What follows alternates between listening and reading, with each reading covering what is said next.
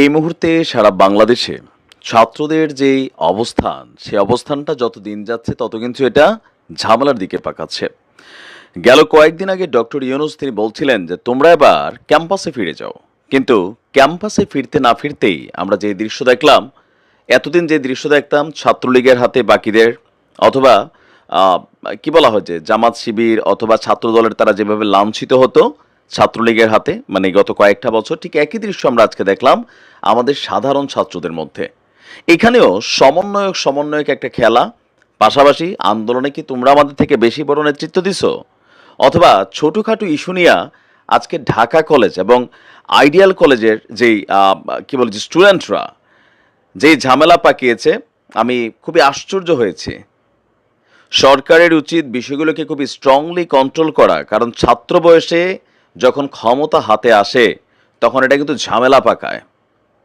মূল যারা সমন্বয়ের কাছে বিষয়গুলোকে ব্যালেন্স করতে না পারলে আস্তে আস্তে বৈষম্য বিরোধী আন্দোলনের যে মূল থিমটা ছিল সেটা কিন্তু রসাতলে যাচ্ছে। দর্শক, রাজধানীর সায়েন্স ল্যাবরেটরি এলাকায় ঢাকা কলেজ এবং আইডিয়াল কলেজের শিক্ষার্থীদের মধ্যে সংঘর্ষের ঘটনা ঘটেছে এবং সেখানে প্রায় 15 জন আহত হয়েছে। ঢাকা মেডিকেল কলেজ হাসপাতালে তারা চিকিৎসা নিয়েছে। দুপুরে দফায় দফায় রাজধানীর এই দুই কলেজের শিক্ষার্থীদের মধ্যে সংঘর্ষ হয়। সংঘর্ষের এক পর্যায়ে সেনাবাহিনীর সদস্যরা এসে পরিস্থিতিকে নিয়ন্ত্রণের চেষ্টা করে।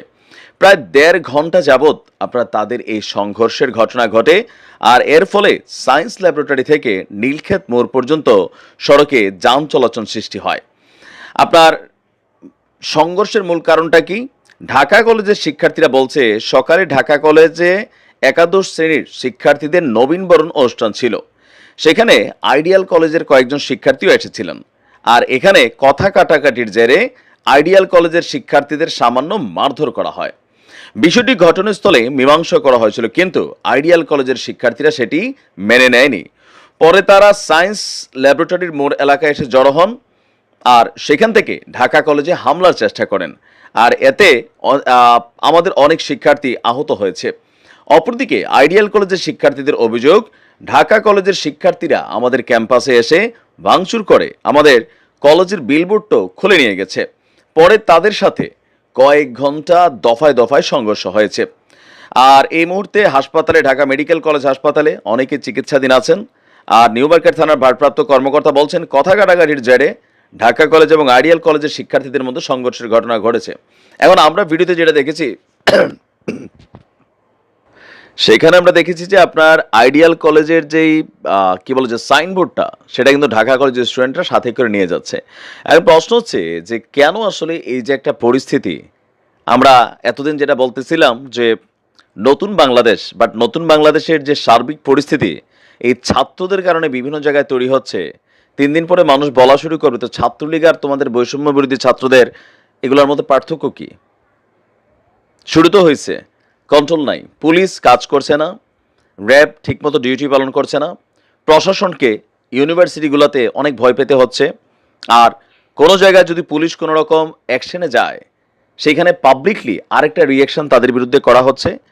তা আমার মনে হয় ডক্টর ইউনূস সাহেবের সরকারের যেই ভালো কাজগুলো হচ্ছে সেগুলোর পাশাপাশি এই ধরনের ছেলেপেলেরা ওনার ইমেজটা নষ্ট করে ফেলবে। এদেরকে রাজনীতি করার জন্য তো এখন আনা হয় নাই। এদের দরকার কলেজে ফিরে যাওয়া, ক্যাম্পাসে কাজ করা, দেশের প্রয়োজনে জরুরি কোনো সমস্যা হলে আবার সামনে আসা, ডক্টর ইউনূস সাহেবের চোখে অনেক কিছু তুলে ধরা।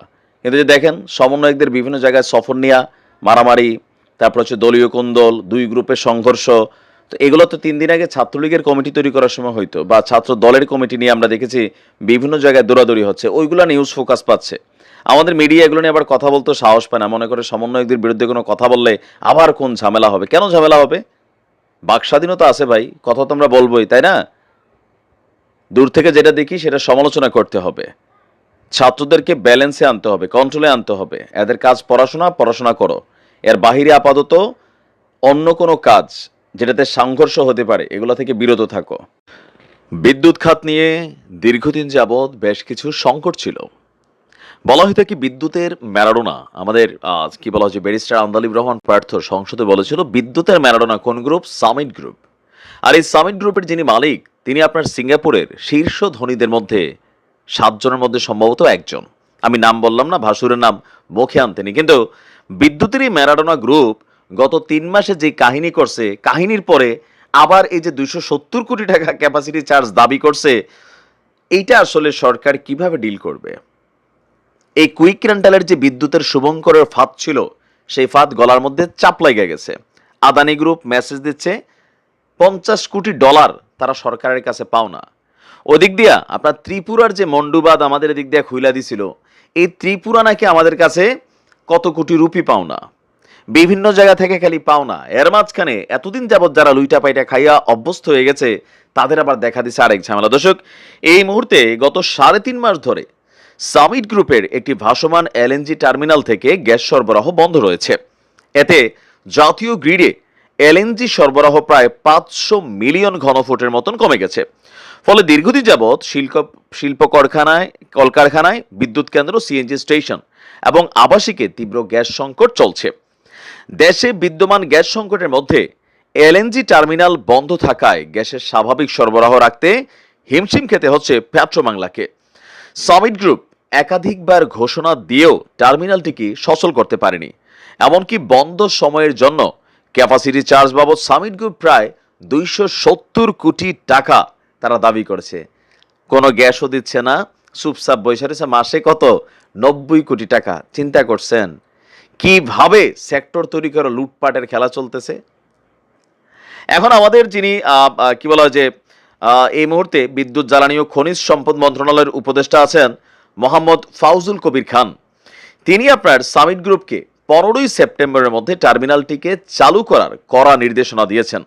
পেট্রোবাংলা বলছে এর আগে টার্মিনাল কবে চালু হবে তা জানতে একদিনের মধ্যে সামিট গ্রুপকে উত্তর দেওয়ার জন্য একটা চিঠি পাঠিয়েছিল আপনার রূপান্তরিত প্রাকৃত গ্যাস কোম্পানি।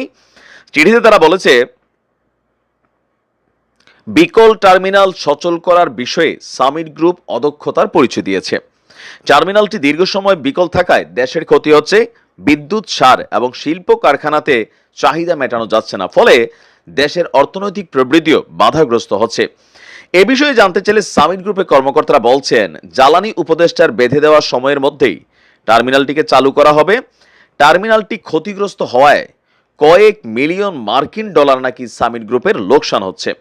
সামিট গ্রুপের দাবি, চুক্তি অনুযায়ী এলএনজি টার্মিনাল বন্ধ থাকলেও তাদেরকে মাসে 90 কোটি টাকা ক্যাপাসিটি চার্জ দেওয়ার কথা। গত 3 মাস যাবৎ এটা আপনার বন্ধ আছে। বিশেষজ্ঞদের বক্তব্য, টার্মিনালটি বন্ধ থাকায় দেশের শিল্প কলকারখানাগুলোর যে ক্ষতি হয়েছে সেইটার ভর্তুকি কে দিবে? এর মধ্যে উল্টা আরো 270 কোটি টাকা ক্যাপাসিটি চার্জ ভাই এরা যে দাবি করছে, এইটা কিভাবে হচ্ছে? আমাদের আপনার দুটি ভার্সনাল টার্মিনাল আছে, একটা স্থাপন করছে সামিট গ্রুপ, আরেকটা করছে মার্কিন প্রতিষ্ঠান এক্সিলারেট এনার্জি। দুটি এলএনজি টার্মিনালের সক্ষমতা হচ্ছে 1000 মিলিয়ন ঘনফুট। তো 27শে মে ঘূর্ণিঝড় রিমালের প্রভাবে সামিটের টার্মিনালটি ক্ষতিগ্রস্ত হলে এটি মেরামতের জন্য সিঙ্গাপুর নেওয়া হয়। মেরামত শেষে দেশে ফেরার পর গ্যাস সরবরাহ চালুর আগেই আবারও দুর্ঘটনা, সেখান থেকেই গ্যাস বন্ধ রয়েছে। এখন 11 জুলাই এটা চালুর কথা ছিল, এরপর তো সরকারের প্রেক্ষাপট পরিবর্তন হয়ে গেল। এই মুহূর্তে আপনার মানে এই বিদ্যুৎ গ্রুপগুলা যা করছে,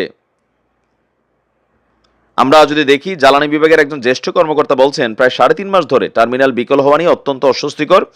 স্পট মার্কেট থেকে কেনা বেশ কয়েকটি এলএনজি কার্গোর সরবরাহ আদেশও বাতিল করতে হয়েছে। জ্বালানি বিভাগ থেকে সামিট গ্রুপকে দ্রুত টার্মিনালটি সচল করতে বলা হলেও তারা চালু করেনি।